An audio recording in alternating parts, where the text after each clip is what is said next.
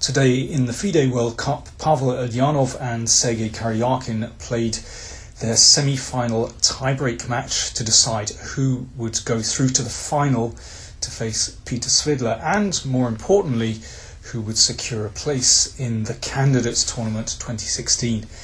Let's take a look at the games. So in this first 25-minute rapid play game, Eljanov had the white pieces. They've reached a very double-edged position. You can see that Eljanov has the two bishops, but his structure is a little bit ragged. You know, pawn on d3 could be weak. Pawn on f4 is isolated, but the bishops look good. The knight is nice on e5. Here, maybe if Karjakin plays knight c6, well, his pieces look quite harmoniously placed. I think black is all right here, but Karjakin went for a pawn grab, queen b3. Now, a very nice manoeuvre from Eljanov, bishop e1, bouncing around the angles. And that is a very annoying pin for black to deal with. Let's see what happens. After rook d6, well, obviously covering the knight, but rook a1, there's a forcing sequence. Queen has to keep protecting the knight. c4. Well, queen b6 isn't very good here because that allows bishop takes knight, and if rook takes, obviously knight d7 is a nasty fork. And if pawn takes, then out of the blue, there is a checkmating attack. You can play bishop d5 here, and if pawn takes, then rook g1. And rook g6 will just be met by queen takes rook because of the pin. So going back here, queen a6 was forced, but this is a beautiful move. d4 just stretches black completely. It breaks black's flimsy defence. First of all, if pawn takes, then b4 exploits the pin, and well, rook takes was played in the game, but then queen c3 is very nasty. If b6 protecting the knight, then once again we've got this deadly kingside attack, a sudden switch of pieces, and there's no defence to the bishop move and a checkmating attack. Deadly.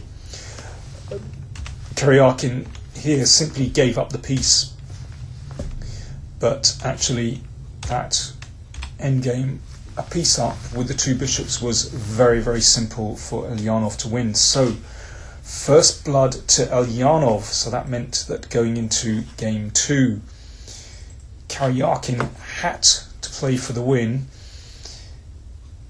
He played very steadily.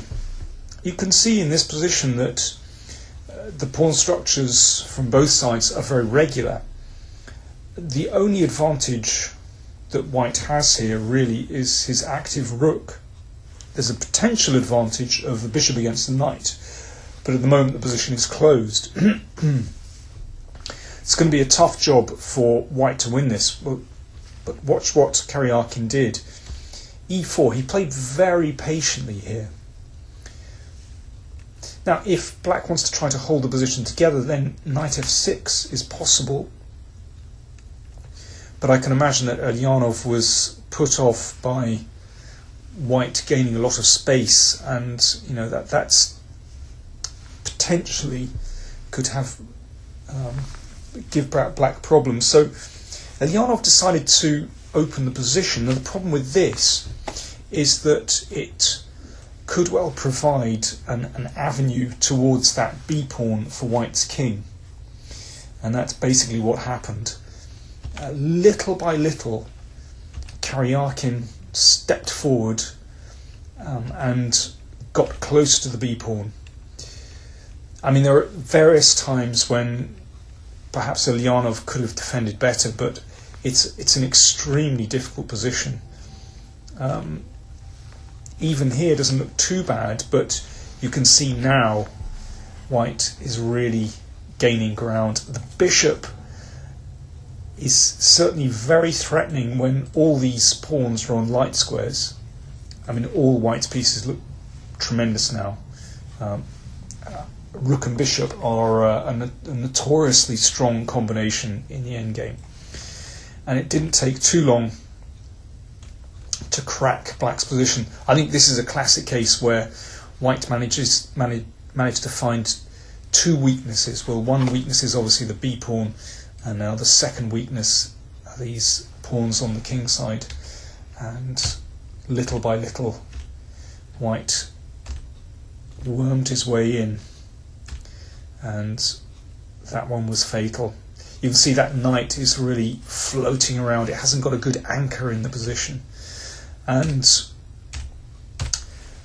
in a few more moves, the game was over, but I think it's quite clear that white is winning there. So Karjakin managed to level the scores after the two 25-minute games. So they then played two 10-minute games. They reached this position after 31 moves. Now, at this stage, Eljanov had about a 3-minute time advantage. It was something like 7 minutes against 4 minutes. Position is roughly level. But here, Eljanov really started to push it. Perhaps he thought with his time advantage he could, put some pressure on Karjakin. G4 is a very risky move. I understand what he's trying to do, which is to take the sting out of a later f5 advance and gain some control over the light squares. But the problem is it weakens the dark squares on the king side. But so far so good. White has control here, and certainly Karjakin is doing nothing. He's content to switch back and forth. Queen a4 is an excellent move. Keep an eye on the rook, so the queen can't suddenly dart out to the king side. King g2, nice and steady, looks good. Rook d8, that means the queen can move away from the rook. Queen takes pawn, and now there was a trade. But, okay, material is level, but white is certainly still somewhat better in this position because of his active pieces. The bishop on f8, of course, is doing nothing at the moment. This position rather reminds me of Magnus Carlsen's game against Alexander Grishuk from the Norway chess tournament this year, where it was a very, very similar pawn structure, and Carlsen managed to break through with c4, c5. And if Eljanov had played queen c6 in the position, I think a similar kind of position arises, actually. White is looking pretty good here. Potential threats against f7, d6 is vulnerable, and at some moment c5 could come to break things open. But instead, Eljanov persisted with his kingside play, but this weakens his position. After bishop f6, positionally very nice to try and weaken the light squares, but he'd completely forgotten about bishop h4. I mean, this is an absolute disaster. And because the queen has to keep hold of the rook, it's impossible to defend the f2 pawn. And, well, Karjakin broke through and managed to wrap up the game. Disaster for Eljanov. So going into the second 10-minute game, he was in a must-win situation. But he played an absolutely superb game. Karjakin played very, very passively. Eljanov played a very enterprising opening, and round about this position, so this is after move 56, they're very short of time, Eljanov finally manages to break through, and suddenly Karjakin's king in huge trouble. But he's fighting back. He's trying to keep things complicated, generating his own threats.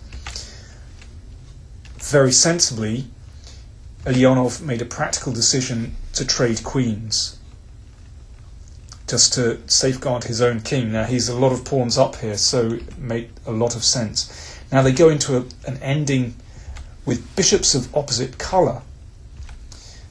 But Eljanov is how many pawns up? 2 pawns up. And he judged that this ought to be winning, and I think he's right. but tragedy struck. Running short of time, Eljanov decided to shuffle the pieces a few times to gain time on the clock. Every time he makes a move, gets an extra 10 seconds. The problem was he shuffled a bit too much, and in this position, Karjakin stopped the game and claimed a draw by threefold repetition. If he plays bishop e1, that repeats the position 3 times.